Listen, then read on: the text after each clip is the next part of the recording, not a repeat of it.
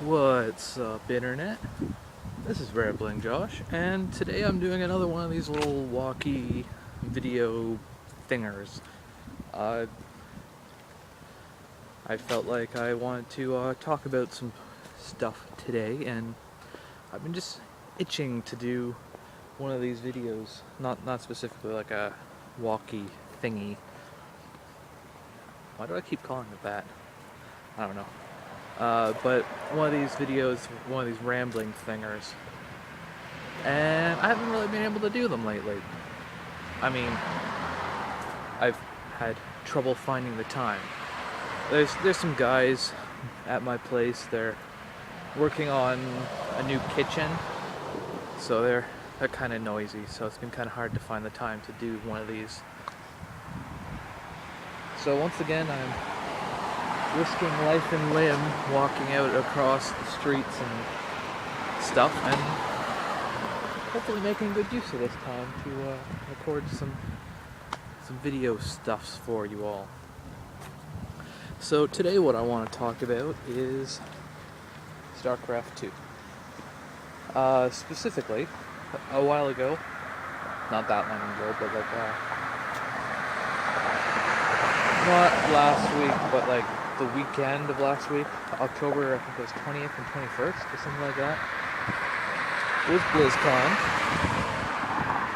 which hopefully by now you've heard of. And at BlizzCon they discussed Blizzard products. So one of the things that they, of course, discussed was the Starcraft 2 stuff that they've been hinting at new units that are going to be released in the new Heart of the Swarm expansion multiplayer for a while now. They've been releasing like silhouettes of different. They release one for every race to start building some buzz. So last week at BlizzCon, they finally announced what these classes at all, they're units, what they actually are, and what they do, and all that jazz. So now, I'm not the biggest StarCraft 2 player ever, but I figured I would give my response, because, even if I'm not, super pro or anything like that, StarCraft 2 is a pretty awesome game if you ask me, so I'm pretty interested in what these units will bring to the game, not only as, for my own play, because honestly I don't play StarCraft 2 super often, but possibly what's more interesting to me is what they'll do to the pro scene, because I mean, I love watching StarCraft 2, I love watching the pros play, so I'm really interested in what these units will bring to the scene. So I guess I should start actually talking about them. So first off, I guess I'll start with the Terran. So the Terran get 3 new units. They get this little thing called the Shredder, and then they get some couple new mech guys. They get the Warhound and the Battle Hellion. So, well, let's start from the bottom. The Battle Hellion is kind of what it sounds like, honestly, and it's also the silhouette that Blizzard released. That everyone thought it looked like a Transformer Hellion, and they were right. Basically, I'm not sure exactly how it works. If it's like a one-way transformation, the way a lot of Zerg units do, like Zerglings into Banelings, Corruptors into, I almost said Guardians, but they're Broodlords. I don't know if it works like that, or if it's kind of like a mode change, more like Vikings do, where they can switch between battle mode and normal mode. But anyways, the Battle Hellion, be it The idea behind it is that it sacrifices the Hellions' speed in exchange for... Jeez. Hope you can actually hear me over this. The kind of walking right over top of the highway right now is pretty loud. Anyways, the Battle Hellion exchanges the Hellion's speed, in turn gets a lot more like resilient. So basically it transforms into like a walker form where it's a lot more suited for kind of head-on combat. So it changes from being just kind of, you know, the raider unit where you like zip in and destroy the entire mineral line and then die, to something that's actually more designed to be able to actually survive a head-on encounter and kind of be like your front line and really take on like those zerglings and zealots and stuff like that. And honestly, my thoughts on this, I don't think it's something that the Terran really needed. Like, Hellions, they're a very, I want to say, contentious unit. I mean, some people love them, and everyone else hates the guts of the people who love them. I mean, personally, I kind of tend to think that they're a little bit overpowered. Just go across the street here. Try not to die. Okay. So I mean, Hellions, the amount of damage that they can do to a person's economy, like a couple of quick Hellions right off the bat, if you're good with them and your opponent isn't careful, like you can literally win the game. Well, maybe not literally, but at least tip the game enough into your favor that you can win the game. Like, so early on into the game with just a couple Hellions. I guess the big thing for me is that they just cost no gas. So they're really cheap, they're really effective. And to me, you know, if the time comes and, you know, the battle has shifted and your opponent has managed to survive, to me, it's kind of okay if they're not so useful anymore. I mean, the Terran, I don't feel like they really need those Hellions to kind of bump up their late game play all that much. So I mean, for me, I guess there's something to be said with a unit that's really useful in the beginning, but not useful at all in the end. But I just don't feel like Terrans needed that extra boost. But anyways, that's just my opinion, of course. Next up is, I believe it's called the Warhound. And the Warhound is pretty much literally like a mini Thor. Except, I don't want to say terrible, but it kind of seems like it to me. So, the Warhound is, like I said, mini Thor. It's got 2 attacks. It's got a ground-to-ground attack where it just... I think it's actually got a pretty long range to it, actually, which is a good thing. I don't think it does a lot of damage, but it does extra damage against mechanical units, which is where I think this unit's niche is really going to be. And that has a ground-to-air like missile attack that does an extremely small amount of damage, but does extra damage to light, and it does some splash damage. So, like I said, it's basically a mini replacement for the Thor. And the obvious niches for this is, one, there's, you know, the splash damage and all that. It can replace the Thor as kind of an anti-needleist tool. And I don't know if that's something the Terran needs.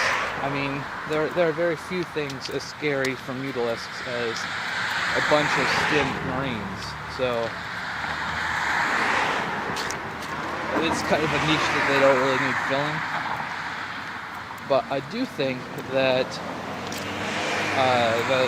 the anti-mechanical shot will do a lot to help kind of spice up Terran versus Terran a little bit, and kind of improve them and help them move more towards mech play rather than just, you know, lol, I built Marines, I'll kill your Marines. So, I mean, that's not really to say that Terran versus Terran really even needs that help. But anyways, so there's the Warhound. It's filling, I think the only place that'll really has a lot of use is Terran versus Terran, taking down enemy mech. Maybe against mutalisks, you can build like a bunch of these and stick them in your base, so to kind of discourage mutalisk harass, and that will like help let you actually keep your Marines up with your tanks, so that your tanks don't get completely annihilated when you're not looking. And the final Terran unit goes by the name of Shredder, which is probably the most, I guess, contentious unit that they've added so far. I mean, obviously it's subject to balancing, but basically the idea of the Shredder is you plop it down on the ground. It doesn't like burrow, but it like attaches to the ground and it kind of starts emitting like radioactive waves or something. It basically just does like insane amounts of damage to anything that goes through those waves. You know, whether it be airborne, stealth, burrow, or on the ground. And I think it's a really novel idea.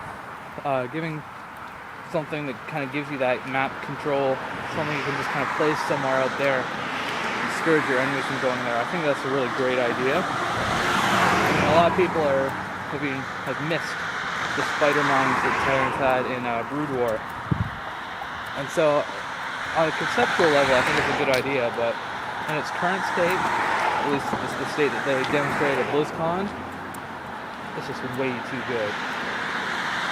Like, you put a couple of these at your choke, and literally no Zerglings will ever get in.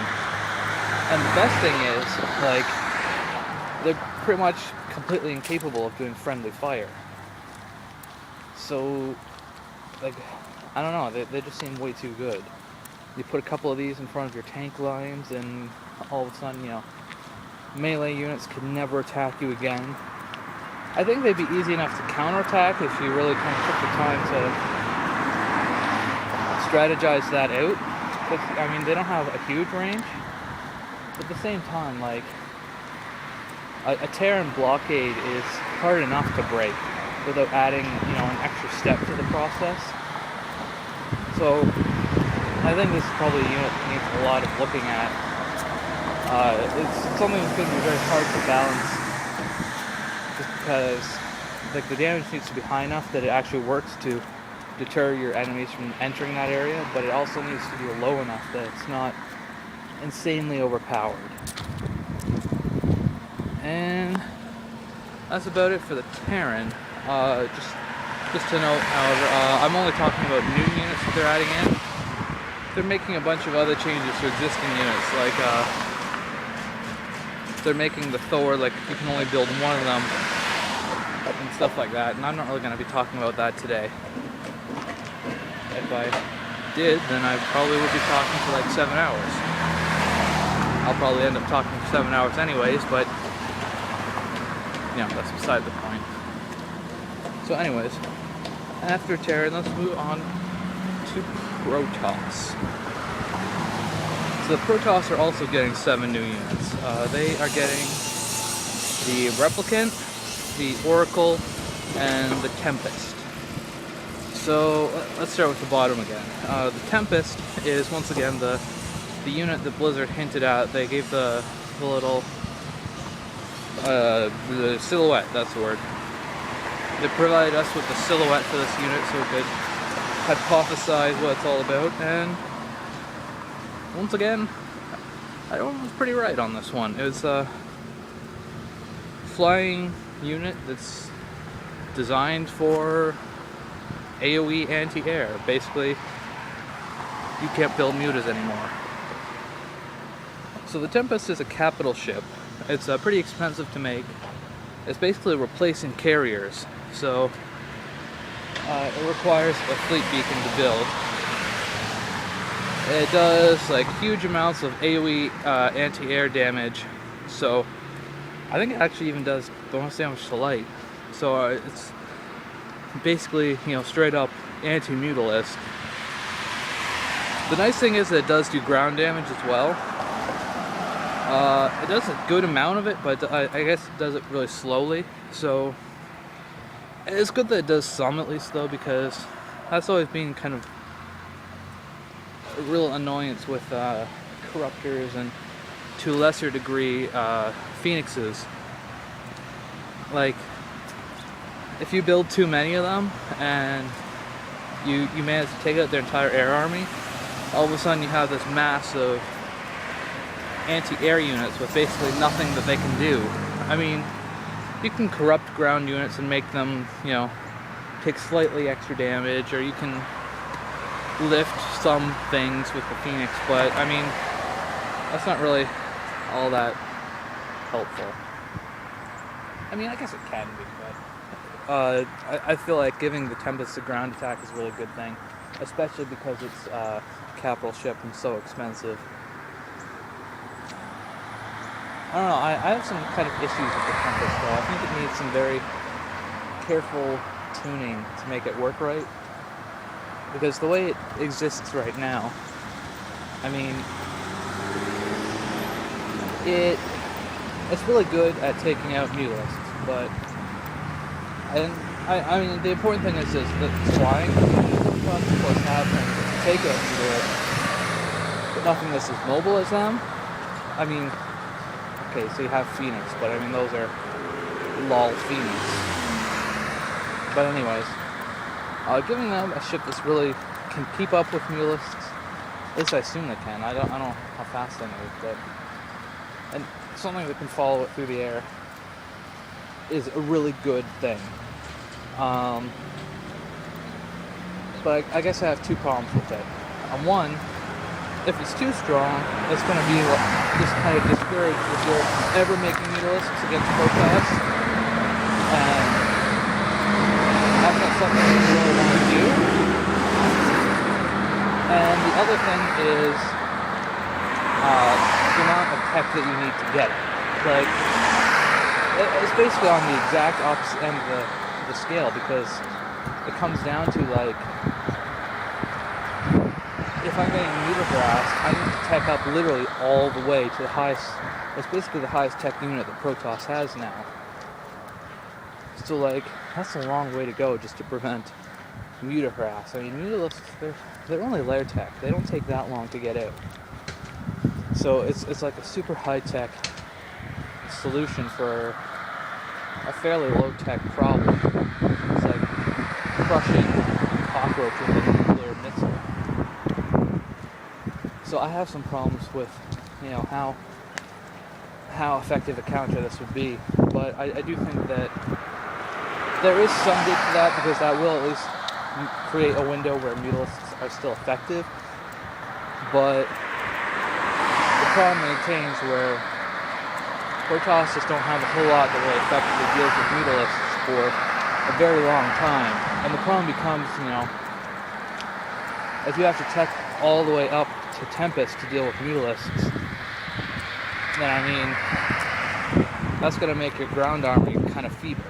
So there are numbers that need to be tweaked there, but I think it's a good concept. It's a little bit boring unit, but I think it's definitely something Protoss needs. Next up is the Oracle. So the Oracle is kind of the response to people saying that Protoss need a harasser, a raider unit.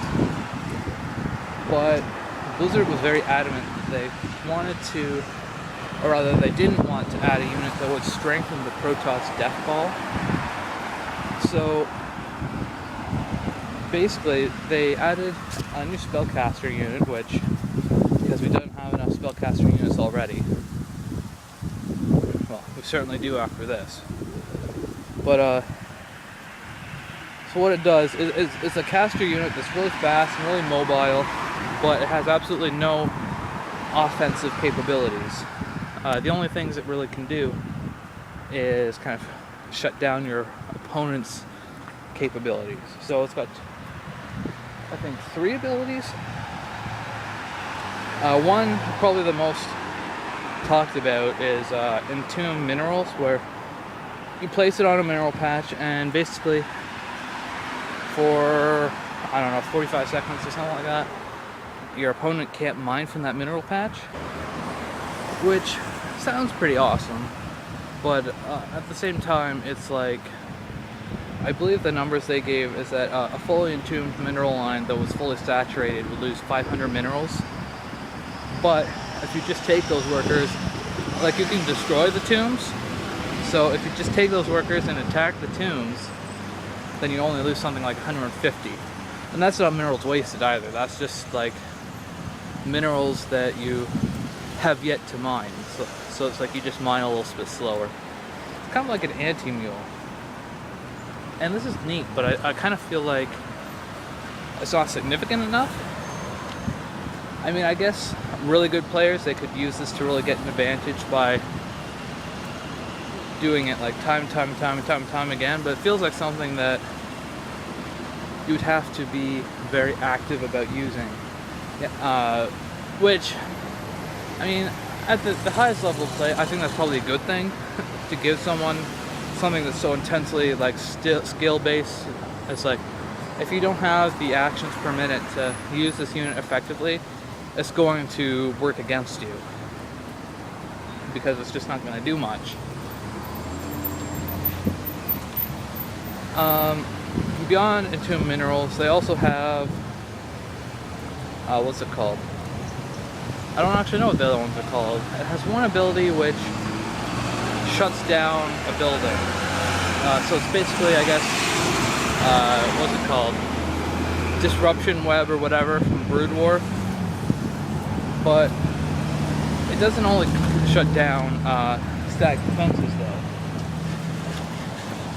It also shuts down, production facilities. So like, if you're facing a Zerg and you cast this thing on a Roach Warren, your opponent is incapable of building roaches at all. Well, maybe unless they have a second Roach Warren. But that'd be kind of silly. So you just can't build that unit for 45 seconds. And that's pretty sweet. I don't know. I'm not too sure about the building disability, because that seems like it just overlaps with corruption. Or, actually no, what am I talking about? It's overlapping with that Overseer ability, but Overseers are actually going away, so maybe that's okay then. But I think the ability to shut down stack defense is actually a lot bigger deal than I think I've heard anyone talk about. Because, I mean, stack defenses, especially in the kind of early mid-game, can be a big deal. So being able to just completely shut those down, I think that makes the Oracle a good addition to the Protoss army, and not just on the harassment front. I mean, it just completely shuts down the defenses that, spine crawlers and photon cannons, and I mean, I think that's a very worthwhile thing to do. I guess it comes down to how expensive the Oracle actually is, which I'm not really sure. All in all, though, I mean, I think the Oracle is it's a very neat unit. It has a lot of potential to kind of add a lot to the game. They just have to be very careful with the way they tune it, so that I think it's a very fine balance between too good and not good enough. And I mean, it's one of those units that's going to vary a lot based on the skill level of people playing it. So I mean, it could easily be overpowered for pro level players, but at the same time be almost useless for lesser skilled players. And so finally, the last Roadhouse unit is the Replicant, which is a lot like what it sounds, actually. Basically, it's a fairly expensive unit. The number everyone's throwing around is 200 minerals, 200 gas. I believe it's built out of a robotics facility too, so that means that, you know, you're not building your real power units while you're building one of these. And basically what it does is it lets you turn the Replicant into any unit that you have vision of. I don't know if it's restricted to, what's it called, enemy units. You might be able to replicate your own units too, but I don't know what the point of that would be. So basically it's kind of giving you like a strategic leg up, but at a cost. Because basically you're guaranteed that no matter what you're building, you're paying more for it than your enemy is. But obviously the big thing is the fact that, you know, you're building units that you couldn't normally build. So I mean, I don't know how often your enemy will be building kind of a counter to their own army, but I don't think it's really that direct. It's more a matter of kind of replicating key units to kind of give you a little bit of an edge, like spellcasters. So like maybe you replicate a ghost and now you're able to EMP the enemy's ghosts before they can EMP your army, something like that. The one thing they didn't mention is that replicated units come with all of their upgrades, whereas like regardless of if your enemy actually had them. So like if your opponent had just Banshees, fairly unupgraded, and you replicated one, your Banshee would come with Cloak. Something like that I think is really dangerous, because that has a lot of potential for early game abuse. I mean, your opponent's going to be really wary about building stuff like Banshees, Ghosts, and Siege Tanks, and, I don't know, High Templar, getting those out early, because if they get one out early and you replicate it, all of a sudden you have the upgrade and they don't, and you've got the upper hand. So, I mean, I guess it just kind of forced them to get the upgrade before they actually use the unit. But I don't know, I mean, it's a very hard unit to kind of read, because on one hand it seems like ridiculous because it can literally be anything. I mean, are we going to have Protoss building themselves like planetary fortresses and orbital commands now?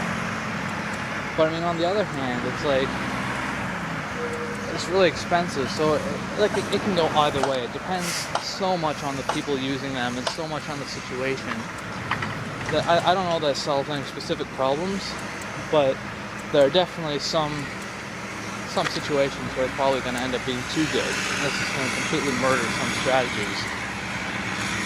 But in a way, I kind of think that's okay. Like, Starcraft is the kind of game where the metagame is constantly changing anyways, so, I mean, all these new units are going to give a big bump to that anyways, so I don't think it's that big a deal.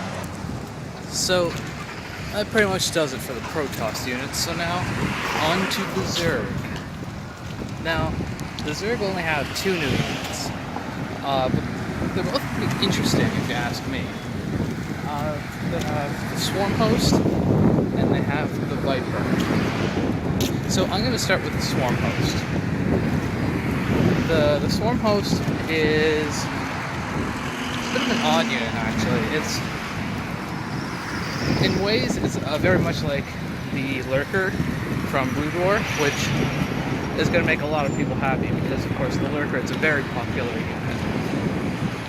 Basically, it's the Swarm Host is actually the unit that they hinted at with the silhouette too, by the way. Oh, hold on. I gotta put this down for a sec. Oh, there we go. Come on. Carrying some precious cargo now. So, basically what the Swarm Host does is burrows burrows underground. It doesn't actually need burrow research to be able to burrow, but it burrows, and then every like 15 seconds or something like that, it launches out two little, I'm not sure what they're called, swarmlings or something like that. And you can like rally point them and stuff, so that it basically just automatically generate them, and they just kind of run off and hit stuff. And reports are that they're actually pretty hardy little things. They have like 100 health and do like 14 damage or something like that. So that's pretty damn resilient for units that you can literally produce infinite of. And I mean, I'm pretty sure they're time restricted, but the idea is the swarmling burrows somewhere, start sending out these swarmlings, and the swarmlings aren't meant to be like something that kills your entire force. It's just like a little bit of a nuisance that's gonna keep coming at you until you deal with it. So you can do stuff like plant one in the mineral line, and you'll be continually harassing that mineral line until your opponent can bring not only some stuff to kill you, but also detection to actually see the swarm host. They're interesting because it's very much a unit that's kind of positional. It's like, I'm here, come kill me. By the way, I have 5 million Zerglings waiting to surround you when you come. It's like, you punish them if they don't come get you, and you punish them if they do come get you. At least if you play the game right. They're not the type of unit that's going to be like inflicting death blows on their own. They're very much like enabling units. And I think they're pretty cool. I mean, I think they're a little bit different than lurkers in that they're kind of a little bit more freeform and less like direct damage. They don't like do splash damage or anything like that. They're very interesting in their own right.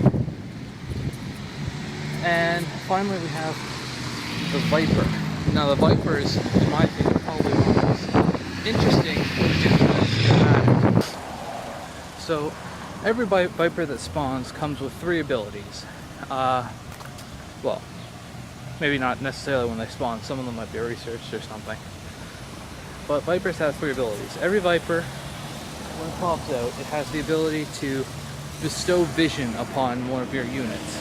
So this is to replace the Overseer, because the Overseer is going away. So no more changelings or anything like that, but every time you make a Viper, and it might be restricted to one, like you can only bestow vision once per Viper. So the idea is, you know, it's actually a lot like,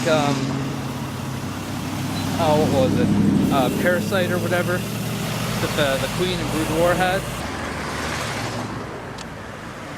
Except it's not something that you use on your enemies. It's something you use on your allies, and it grants that person detection. So that's kind of interesting. It's something that's something you can do a little bit more on the fly. It's a little bit more freeform, but at the same time, depending on what you give vision to, it could also mean that your detector is also going to be more vulnerable, and maybe a little bit more flimsy as well. I mean, I guess it depends on what you give the vision to, but I can imagine the complications of, I don't know, relying on a roach for your vision or something like that. But that's just, you know, the most basic Viper ability. Their other 2 are the big game changers. So the first one, I can't for the life of me think of what it's called, but it's basically, it's drawing a lot of comparisons to Dark Swarm from Brood War. It's kind of like Dark Swarm, but more like in reverse. It's like, basically, the Viper lays down like a giant green cloud, and rather than, you know, nothing can come or can attack you from outside the cloud, it's like everything within the cloud is basically restricted in what they can do. So they only have one range.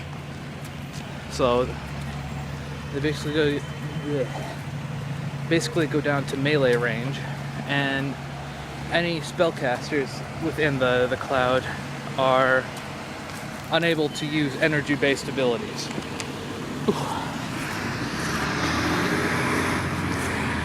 So that's pretty awesome. I mean, obviously Dark Swarm was a huge player in Brood War, so I mean, this works differently. It's kind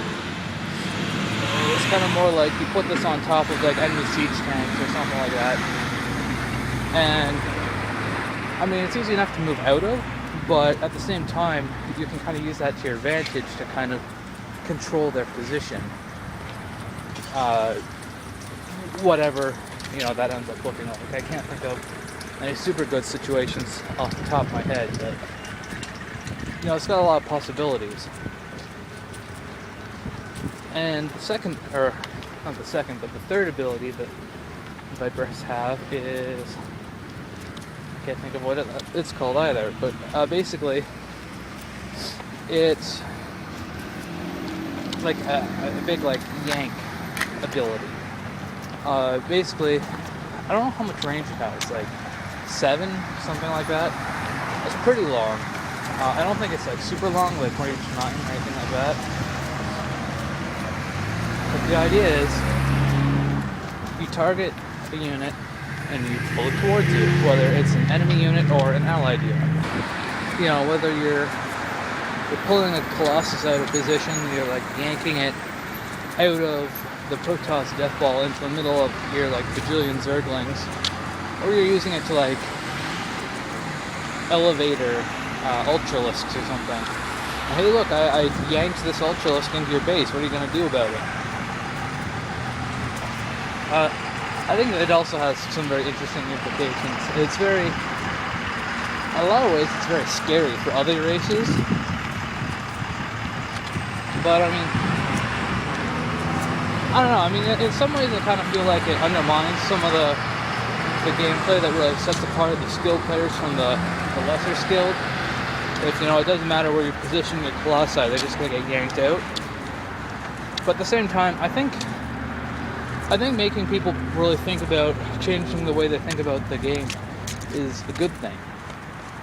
So I mean, I'm pretty excited to see how both of these abilities will play out in competitive play. And really, I mean, probably one of my favorite things about these new units that is kind of a bit intangible is that that's not really true for the Terran, but for the Protoss and the Zerg, the units that they're adding, they really feel like they fit kind of the feel of the different races. Like, the Zerg is all about, you know, separating your enemies out and then overwhelming them, you know, controlling the map and just kind of swarming them and using like trickery and whatever. And the Protoss ones are really kind of like almost more cerebral. It's like very subtle, but at the same time possibly very dangerous. So I mean, obviously all these units are probably going to see a lot of changes and balance and tweaks and stuff between now and when Heart of the Swarm Beta comes out, and of course when Heart of the Swarm has a full release. But I mean, I'm pretty interested. I think that most of the units at least, have a lot to add to the game and will really change the way the game plays out. And on some levels, I mean, I think pros might be a little bit upset about that, just because it completely undermines kind of everything that they've worked for up until this point. It's like everything that all the metagame that's developed and all the tactics they've learned and stuff are all gonna, a lot of them at least, are gonna be completely thrown out the window. But I think on the whole, it's definitely for the better. And that's all I have to say on that. So, with that, I will catch you next time.